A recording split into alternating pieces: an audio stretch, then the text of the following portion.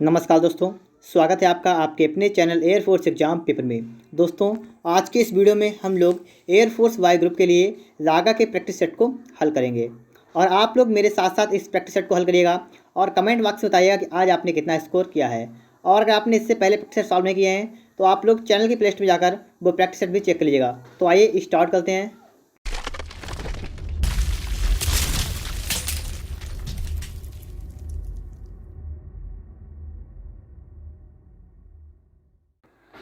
देखिए दोस्तों, question number 26, उपराष्ट्रपति के चुनाव लड़ने की न्यूनतम आयु क्या है?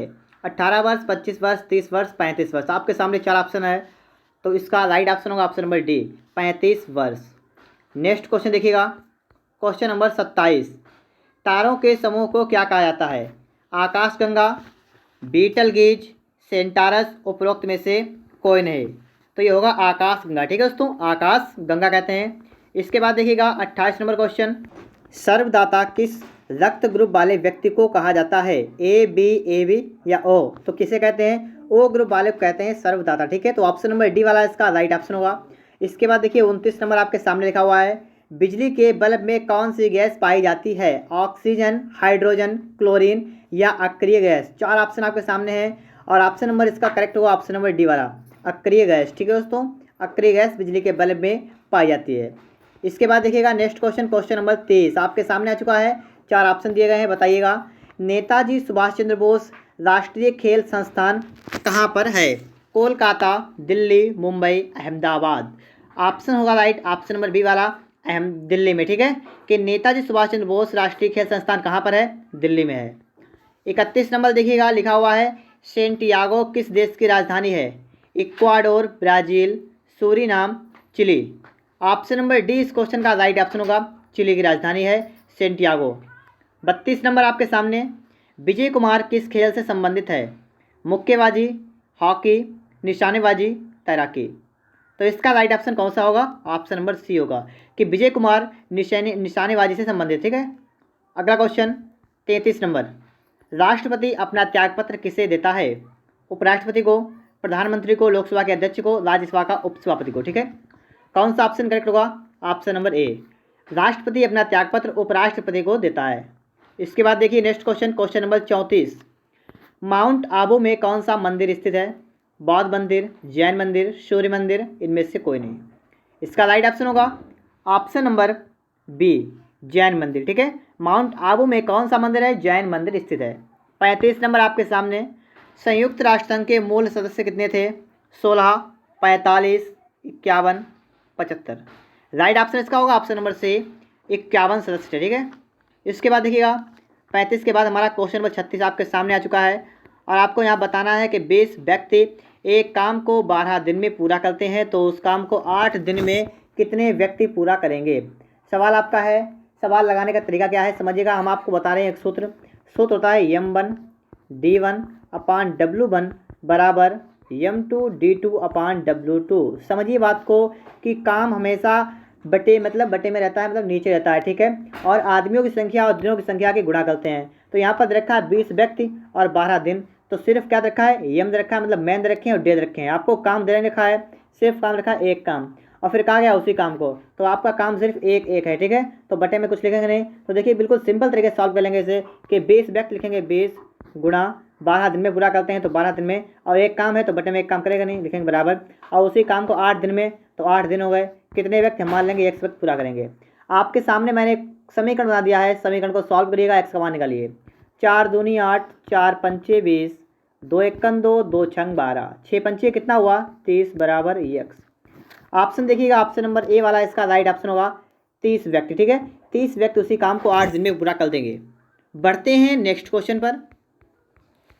क्वेश्चन नंबर 37 आपके सामने लिखा हुआ है, 200 मीटर की दूरी 24 सेकेंड में तय करता है, स्कूटर सवार की चाल किलोमीटर प्रति घंटा में क्या होगी? सबसे पहले आपको इससे चाल निकालनी है। 200 मीटर की दूरी है, 24 सेकंड तय करता है, चाल बराबर होता है सूत्र दूरी बटा समय, तो 200 बटे 24 करेंगे। ठीक है, ये आपकी निकल के आ गई चाल मीटर प्रति सेकंड में, इसे चेंज करेंगे किलोमीटर प्रति घंटा में, तो 18 बटे 5 से इसमें गुणा कर देंगे। बिल्कुल सिंपल तरीके से सॉल्व कर दे। देखिए 5 एकन 5, 5 चक्को 20, 0 लग गया। यहाँ काटिए 6 चौक 24 होता है और 6 तियाँ 18 होता है, और 4 एकन 4, 4 दशामन 40। 10 तियाँ कितना हुआ दोस्तों? 30 किलोमीटर प्रति घंटा। ऑप्शन नंबर सी इस क्वेश्चन का राइट ऑप्शन हो जाएगा। ठीक है, 30 किलोमीटर प्रति घंटा। इसके बाद देखिए 37 नंबर के बाद 38 नंबर, 3 क्रमागत विषम प्राकृत संख्याओं का योग 87 है। इन संख्याओं में सबसे छोटी संख्या क्या है? ठीक है, तो वीडियो में आप लोग लास्ट तक बने रहिएगा और पूरा प्रैक्टिस सेट हल करने के बाद कमेंट बॉक्स में जरूर बताइएगा कि आज आपने कितना स्कोर कर लिया है। तो देखिए 3 क्रमागत विषम संख्याएं कह रखी हैं। हम मान लेंगे, पहली संख्या मानेंगे x, दूसरी मान लेंगे x प्लस 2, तीसरी मान लेंगे x प्लस 4। चाहे आपसे कहा जाए विषम संख्याएं और चाहे कहा जाए सम संख्या, हम मानते हैं इसी प्रकार से x प्लस 2 x प्लस 4 करा है। इनका योग कितना? इनका योग है 87। इसका मतलब है जोड़िएगा और लिखिएगा बराबर 87। सॉल्व करेंगे तो हो जाएगा 3x प्लस 4 2 6 बराबर 87। और सॉल्व करिए हो जाएगा 3x बराबर 6 माइनस आएगा बचेगा 81 और x निकालेंगे तो x बराबर देखिए 3 दूनी 6 और 3 सत्ते 21। x का मान कितना निकल आया है? x का मान निकल के आया है 27। इन संख्याओं में सबसे छोटी संख्या क्या पूछी गई? सबसे छोटी संख्या थी हमारी x और x का मान आ गया 27, तो ऑप्शन नंबर सी इसका राइट ऑप्शन होगा। ठीक है, सबसे छोटी संख्या कितनी होगी? 27 हो जाएगी। बढ़ते हैं नेक्स्ट क्वेश्चन पर, 39 नंबर पर। ठीक है, किस संख्या का 30% 72 है? किस संख्या का 30% कितना है? 72 है। हम मान लेंगे x का और 30% का मतलब 30/100, ये बराबर किसके? 72 के बराबर है। ठीक है, मान लेंगे आप लोग इतना। अब देखिए चुटकियों में सवाल को लगा देंगे हम लोग। 0 से 0 कैंसिल, 3 एकम 3, ये काटेंगे 3 दूनी 6 3 चुक्कू 12। आंसर आ गया x बराबर 24 गुणा 10। 24 दशांश सभी जानते हैं कितना होता है? 240। ऑप्शन नंबर डी इसका राइट ऑप्शन होगा 240। देखते हैं इसके बाद में नेक्स्ट क्वेश्चन। क्वेश्चन नंबर 40 आ गया हमारा। लिखा हुआ है यदि 777 को ए बी सी में इस प्रकार बांटा गया है कि ए को बी का आधा मिलता है और बी को सी का आधा मिलता है, तो सी को कितने रुपए मिले? ठीक है, आपसे सवाल ये कह रहा है। तो देखिए इस सवाल को हम लोग किस प्रकार से सॉल्व कर लेंगे, आप समझिए बात को। हम सबसे पहले मानेंगे सी का वेतन। हम मान लेंगे सी के रुपए हमने मान लिया अगर हैं एक्स। ठीक है, तो बी का कितना हो जाएगा? बी को कितना मिलता है? बी को सी का आधा, तो सी का आधा मतलब 1/2 हो जाएगा। ठीक है, और इससे पहले ए की बात की गई है कि ए को बी का आधा मिलता है। तो जब ए को बी का आधा मिलेगा तो इसका भी आधा करेंगे तो हो जाएगा एक्स और बटे में कितना हो जाएगा? 4। इतनी बात को आप लोग समझ गए होंगे। अब देखिएगा इस सवाल को किस प्रकार सॉल्व करेंगे।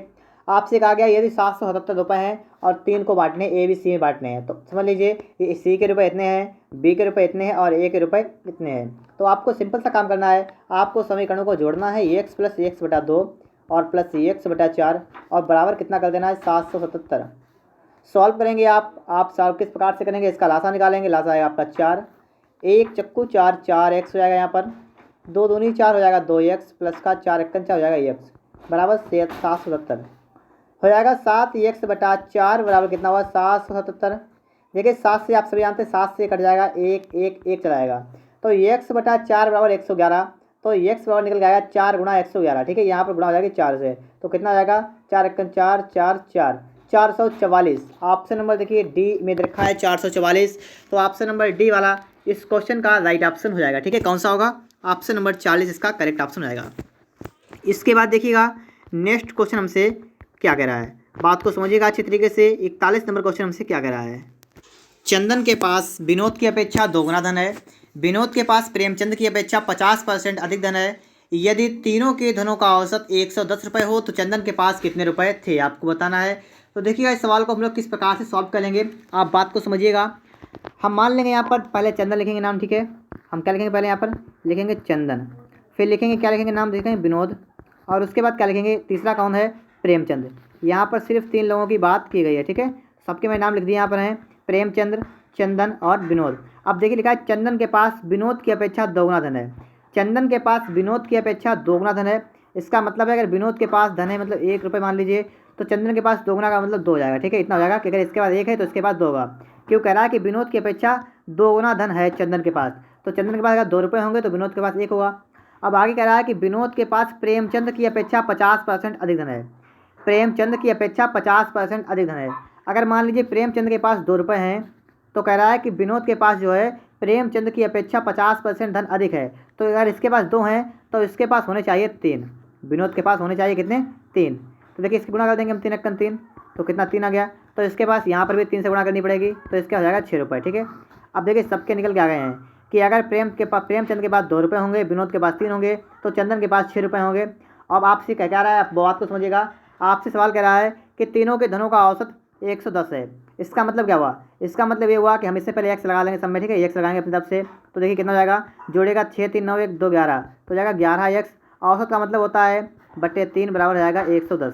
समझ गए आप लोग बात को। जीरो देखिए घाटेंगे इसे 11 से 1 चला गया 10 बार। अब देखिए निकालेंगे 1 बराबर 10 यहाँ कितना होता है 30, तो इतना निकल गया है। पूछा गया है चंदन के पास कितने रुपए थे। चंदन के पास रुपए कितने थे, 6x, तो 6 गुणा 30 कर लेंगे, तो 6 कितना हुआ 18, 180। ऑप्शन देखिएगा, ऑप्शन नंबर डी वाले में रखा है 180, तो ऑप्शन नंबर डी इस क्वेश्चन का राइट ऑप्शन हो जाएगा। ठीक है दोस्तों, समझ गए होंगे आप सवाल को अच्छी तरीके से। चलते हैं अगले प्रश्न पर। अनुक्रम 20 28 41 59 82 डैश लगा हुआ है, उसके बाद लिखा हुआ है 142, और आपको यहाँ पर बताना है कि खाली स्थान पर आपका यहाँ पर क्या आ जाएगा। ठीक है, क्या आएगा खाली स्थान पर, तो देखिएगा यहाँ पर क्या करेंगे हम लोग। सबसे पहले नोट कर लेंगे 20 28 41 59 82, और आगे बताना आपको है, और 144। 20 से आप लोग जब 28 पर आएंगे तो यहाँ प्लस काट किया है। अब 28 से आप 41 पे आए तो घटाइए, 11 से 8 गया 3, और यहाँ कितना बचा 13, तो यहाँ 13 जोड़ा है। आगे देखिएगा 9 से 1 गया 8, और 5 से 4 गया 1, 18 जोड़ा है। फिर उसके आगे देखेंगे 12 से 9 गया 3, कितना बचेगा, 12 से 9 गया 3, और 8 से 5 गया, देखिए यहाँ 7 से 5 गया 2। तो आप एक चीज़ देख रहे हैं, पहले 8 जोड़ा, फिर इसके बाद देखिए यहाँ पर आए तब जोड़ा 18, एक छोड़ के, तो एक छोड़ के फिर कितने जोड़ेंगे, फिर जोड़ेंगे अब 28। समझ गए आप लोग। तो जोड़िए 8 2 का 0 हासिल लगा 1, और 8 2 से 11, कितना हुआ 110 हो गया है। सवाल को अच्छी तरह से आप समझ गए होंगे कि इसका ऑप्शन कौन सा करेक्ट होगा, ऑप्शन नंबर सी वाला करेक्ट हो जाएगा। ठीक है, 110। मैं आपको प्रत्येक सवाल बहुत ही बारीकी से समझाऊंगा, जिससे कि आपको अच्छी तरीके से समझ आ जाए, कोई भी समस्या आपकी ना रहे। ठीक है दोस्तों, इसलिए आप लोग वीडियो में लास्ट तक जरूर बने रहिएगा। देखते हैं इसके बाद में 42 के बाद 43 नंबर। यदि रेट के लिए कोट जो है लिखा है 18 1 20 4 है, तो डियर के लिए कोट क्या होगा। समझिए बात को अच्छी तरीके से, मैंने आपके लिए जूम कर दिया यहाँ पर। अब देखिएगा सवाल को, आप सभी लोग होशियार हैं, जानते हैं कि आर कितने नंबर पर होता है, 18 पर होता है। ए कितने पर होता है, 1 पे होता है। टी कितने पर होता है, 20 पर होता है। और इसके बाद ई कितने पर होता है, ई होता है 5 पर। तो इतनी बात तो आप जानते हैं सभी लोग। तो बिल्कुल इसी प्रकार सॉल्व करेंगे, D E A R. D कितने पर होता है, 4 पर। ई होता है 5 पर। ए होता है 1 पर, और आर होता है 18 पर। ठीक है, तो इस प्रकार से आपका कौन सा ऑप्शन करेक्ट ऑप्शन होगा, बात को समझिएगा अच्छी तरीके से। इसका राइट ऑप्शन होगा ऑप्शन नंबर ए वाला, 4 5 1 18। इसके बाद देखिएगा 43 नंबर के बाद आपका क्वेश्चन नंबर कौन सा होगा, 44 नंबर क्वेश्चन। ठीक है, क्वेश्चन नंबर 44। रंजन के पास सालों से ज़्यादा पैसे हैं लेकिन इंदु से कम है। मनोज के पास रजनीश से कम पैसे हैं लेकिन रंजन से ज़्यादा हैं। यदि इंदु के पास मनोज से कम पैसे हैं तो इन सब में सबसे अधिक धनवान कौन है। ठीक है, सबसे अधिक धनवान पूछा गया है, कोई समस्या वाली बात नहीं है। सवाल को आसानी से सॉल्व करिएगा, सवाल आसानी से लगेगा आपका। रंजन के पास सालों से ज़्यादा पैसे हैं लेकिन इंदु से कम है, तो देखिए हम यहाँ पे लिखेंगे रंजन, हम लिख लेंगे आर और एन। ठीक है, तो आप समझ जाएंगे क्या होगा, ये हो जाएगा रंजन। रंजन के पास सालों से ज़्यादा पैसे हैं, इसका मतलब देखिए रंजन के पास पैसे ज़्यादा हैं, और किससे ज़्यादा हैं, सालों से ज़्यादा है। ठीक है, तो इतना हो गया यहाँ पर। और इसके बाद साथ में कह रहा है लेकिन इंदु से कम है, लेकिन इंदु से इसके पास कम पैसे हैं, इसका मतलब है इंदु सबसे आगे होगी। ठीक है, इंदु के पास सबसे ज़्यादा है, फिर रंजन के पास है, फिर सालू के पास है। आगे बात की गई है कि मनोज के पास रजनीश से कम पैसे हैं। मनोज के पास पैसे कितने हैं, रजनीश से कम पैसे हैं, तो मतलब रजनीश के पास ज़्यादा पैसे होंगे और उससे कम किसके होंगे, मनोज के पास। ठीक है, उससे कम होंगे। फिर कहा लेकिन रंजन से ज़्यादा हैं, लेकिन रजनीश के पास कैसे हैं, रजनीश के पास जो पैसे जो हैं वो रंजन से ज़्यादा हैं। ठीक है, तो देखिए फिर से एक बार समझिए बात को। लिखा है मनोज के पास रजनीश से कम पैसे हैं, तो रजनीश से कम पैसे हुए मनोज के पास, लेकिन रंजन से ज़्यादा पैसे हैं। मनोज के पास जो है रंजन से ज़्यादा पैसे हैं, इसका मतलब है मनोज के पास ज़्यादा पैसे हो गए किससे, रंजन से। अब आप लोग बात को समझ पाए होंगे। ठीक है, फिर लिखा है यदि इंदु के पास मनोज से कम पैसे हैं। अगर इंदु के पास और कम किससे कम पैसे हैं, मनोज से कम पैसे, इसका मतलब मनोज के पास ज़्यादा पैसे यहाँ पर हैं इंदु से, तो इनमें सबसे अधिक धनवान कौन। देखिए आपके सामने 3 इस प्रकार से बड़े छोटे के चिन्ह लगे हुए हैं। अब आपको इन्हें बिल्कुल सेट करना है, जिसके बाद आप निकाल सकते हैं। ठीक है, तो आप देखिएगा हम इसी में चेक कर ले रहे हैं कहाँ पर हमें क्या सही करना है क्या नहीं सही करना है। अब आप बात समझिएगा यहाँ पर। देखिए अब आप सबसे पहले उठाइएगा किसी भी समीकरण को, एक को उठा लीजिएगा। ठीक है, किसी भी एक समीकरण को आप यहाँ पर उठाइएगा और वहीं से आपका आंसर निकल के आ जाएगा। हम देखिए ऑप्शन नंबर इस वाले उठाएंगे, बी वाला लिखा हुआ है, इसे उठा लीजिए। ठीक है, इसे उठाएंगे और इससे ही हम लोग देख लेंगे यहाँ पर कहाँ पर क्या कमी है, उसी कमी को पूर्ति कर देंगे। तो देखिए यहाँ पर क्या लिखा हुआ है, यहाँ पर देखिए आप लोग अच्छे से समझिएगा। लिखा है रंजन आर्यन लिखा हुआ है, लिखा है बड़ा है, फिर लिखा है यम, फिर से ऐसे बड़ा गया, फिर लिखा आर, पहले जे है, ठीक है, यहाँ पर जे है, ठीक है, रजनीश। समझिए बात को, रजनीश पहले, फिर मनोज है, फिर रंजन है, आर्यन। अब देखिए रंजन के बाद पीछे कौन है, रंजन के पीछे सालू है, तो ये रंजन के पीछे सालू हो जाएगा यहाँ पर, ठीक है, इस प्रकार से सालू।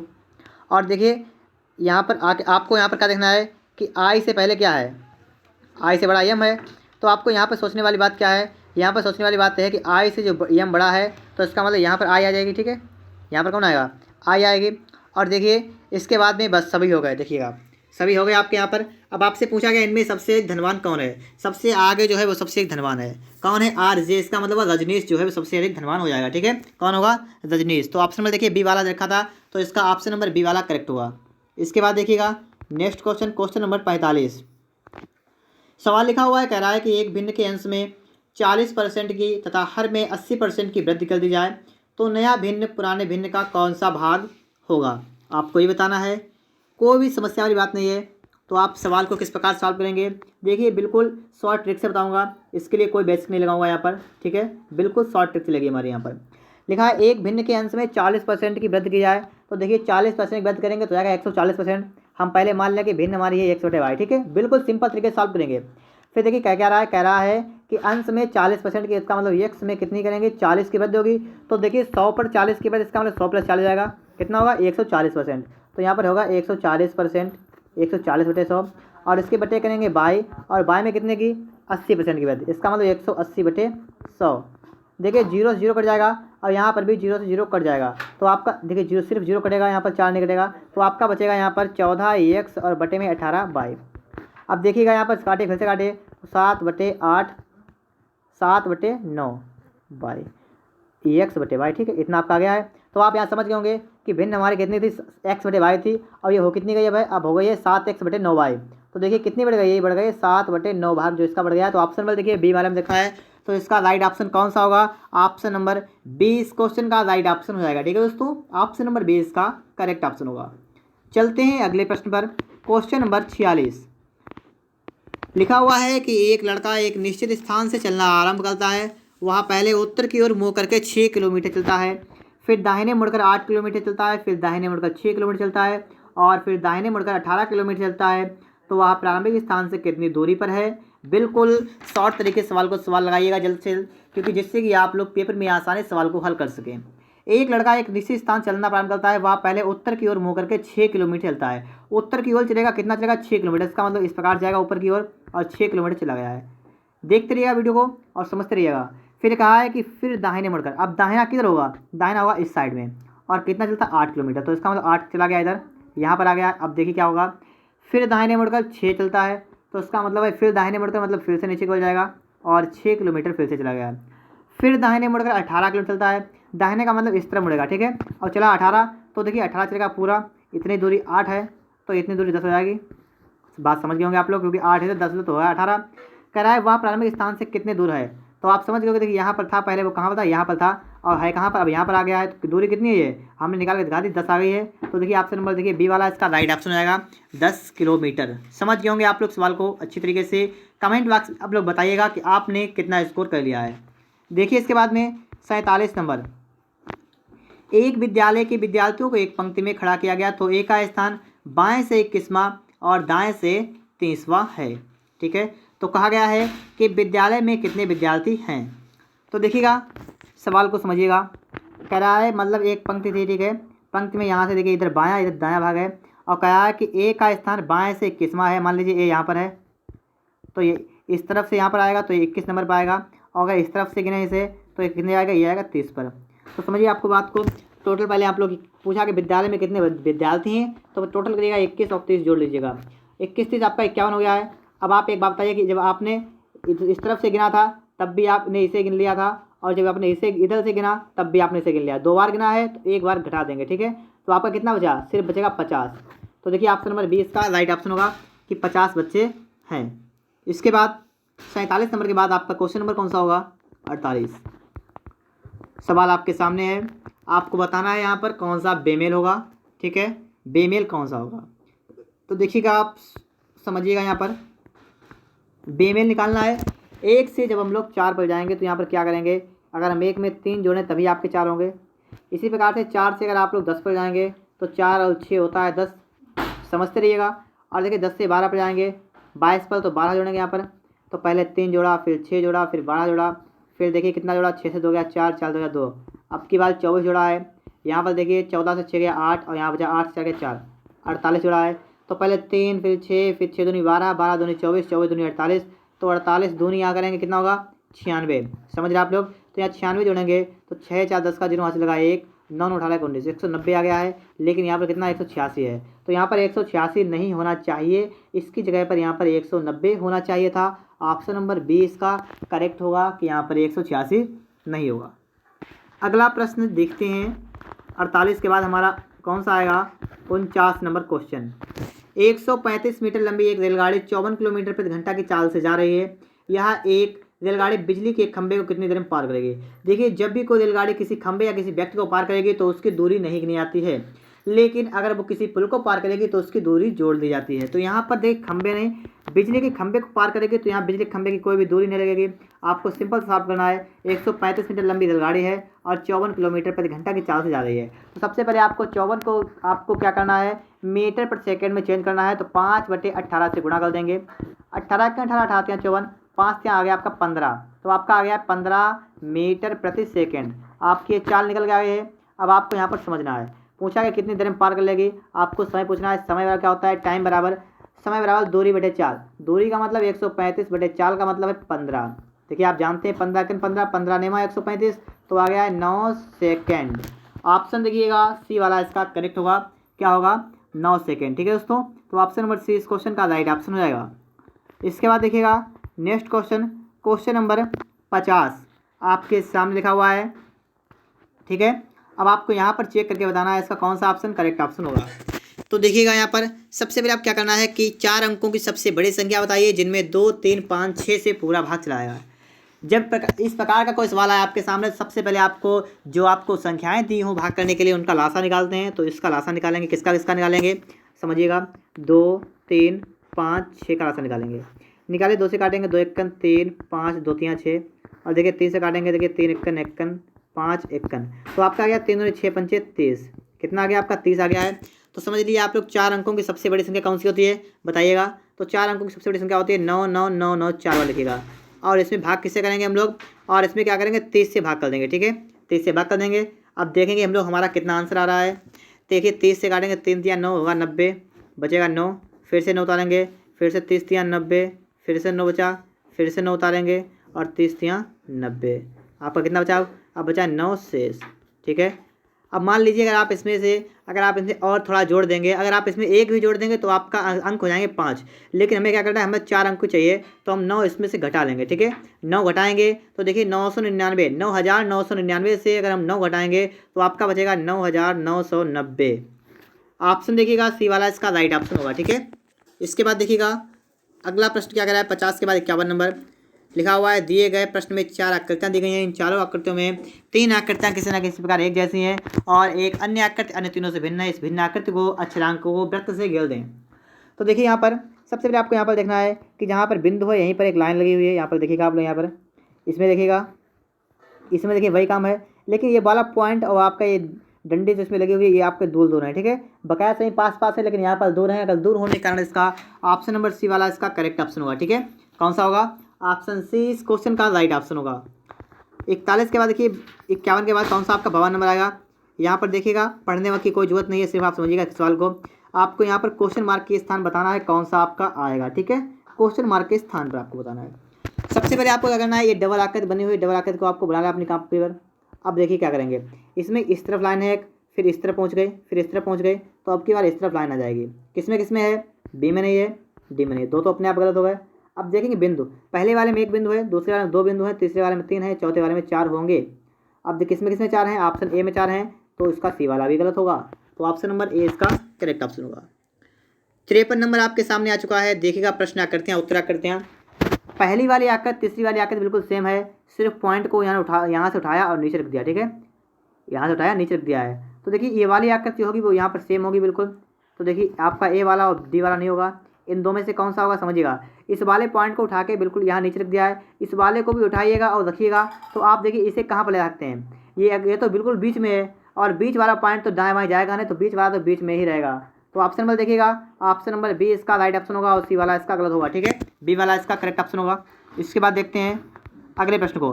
54 नंबर आपके सामने आ गया है, देखिएगा यहाँ पर क्या आंसर, कौन सा इसका ऑप्शन जो है करेक्ट ऑप्शन होगा। ठीक है, तो पहली वाली आपके सामने आकृति बनी हुई है, जिसके लिए आपको 4 ऑप्शन भी दिए गए हैं। इनमें से आपको यहाँ पर चूज करना है कौन सा ऑप्शन यहाँ पर भरें हम लोग।